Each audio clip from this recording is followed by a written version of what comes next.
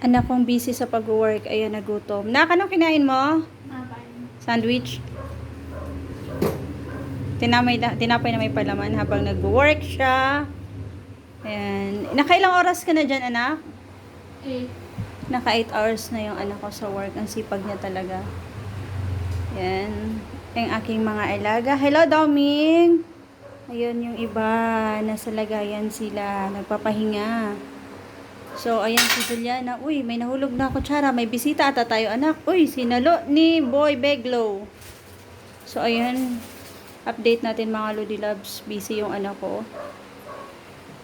Ayan. Ayun si Carlo. Tapos na siya maglaba. Tambak yung labahan niya mga Lodi Loves. Kaya nagreklamo yung kapatid niya. Bakit to naglaba siya ngayon? Yung uniform daw niya nagreklamo si Bunso. But anyways, wala magagawa si Bunso. Sorry, Bunso, yun na lang naman ang lalabahan mo. Yung suot mo ngayong uniform. So, yan si Carlo. Pagod yan dahil tambak ang kanyang nilabahan. So, ayan, niready ko na po yung aking mat. Kasi po, mamaya mag-workout ako mga Lodi Loves. Kailangan mag-workout. So, ayan, yung arrangement ni Carlo.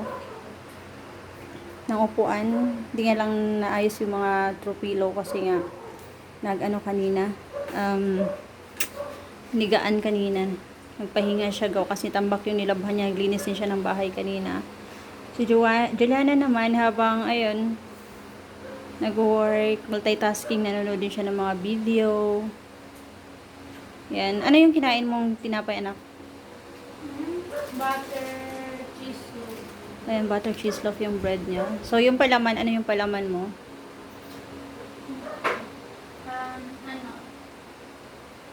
Cream cheese and flavor. Basta yun na yun. Mayonnaise siya mga Lodi Loves. Favorite kasi ng mga anak ko yan. So, lucky naman kasi yung kitchen na yun, ayos na.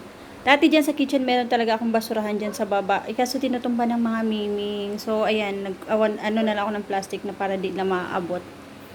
So, yung basurahan ko na maliit na para dyan sa baba ng kitchen, nandun sa labas. So, update ko na rin po yung aking mini wine area. Ayan. Actually, nabasag na rin ni Miming dyan yung ibang mga red wine. Minsan kasi pag nakalabas sila, hindi naman minsan, lagi namin sila pinapalabas everyday mga Lodi Love. So, yun lang po yung update.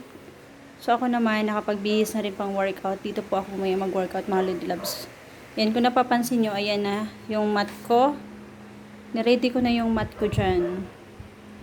Kasi nga, mag-workout. Manood tayo mamaya sa TV ng, ayan, ang outfit natin. So, outfit check. Hindi nyo na makita. Malabo yung sa may TV. So, ayun lang mga Lodi Loves ang update ko ngayon. Buhay nanay sa bahay. Yan, si Carlo nanonood din. Yan, magandang hapon po sa lahat. Bye-bye po.